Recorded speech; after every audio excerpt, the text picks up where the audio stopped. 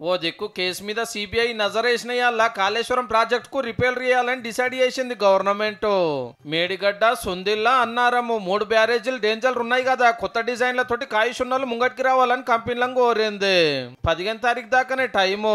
నీళ్లున్నప్పుడు చేయవలసిన పరీక్షలు చేసిరట. ఇక వరద తగ్గినాక మళ్ళొక మల్కం మట్టిని టెస్ట్ చేస్తారట.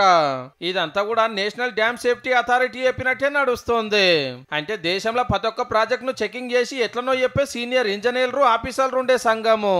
మరిగీ కాంట్రాక్ట్ ఎవరికి వస్తుందో, రిపేర్లు ఎప్పటికాంచెల్లి చాలు చేస్తారో, ఎంత ఖర్చు అవుతుందో గానీ కాళేశ్వరం కథ మళ్ళొక పారి చెప్పుకోవాల్సిందే. 1,00,000 కోట్లు పెట్టి డిజైన్లు మార్చి, కట్టవలసిన జాగాలు మార్చి ఆత్రమాత్రం కడితే 3 ఏళ్లకే ఆగమాగం అయ్యింది. బీఆర్ఎస్ ఏలువల్లు ఉండగానే మేడిగడ్డ పిల్లరు పక్కున వలిగింది, అన్నారం బొంగలు పడ్డది, సుందిల్ల డేంజర్ ఉన్నది. వాళ్ళు ఎలక్షన్ బిజీలుండి పట్టించుకోకుంటే వీళ్ళు వచ్చినాక స్టేట్ విజిలెన్స్ సెంటర్ వల్ల ఎన్డీఎస్ఏ జస్టిస్ ఘోష్ కమిషన్ తోటి ఎంక్వైరీలు చేపిస్తే ఎన్నో బాగోతాలు బయటపడ్డాయి.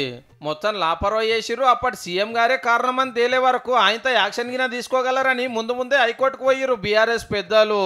అసెంబ్లీలో చర్చలు చేసి కేసును సిబిఐకి ఇస్తే మొన్ననే అలా పని చాలా అయ్యింది.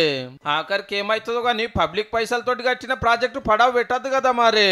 అందుకే అన్ని జాగ్రత్తలతోటి రిపేర్ చేయబోతున్నారు ఇక.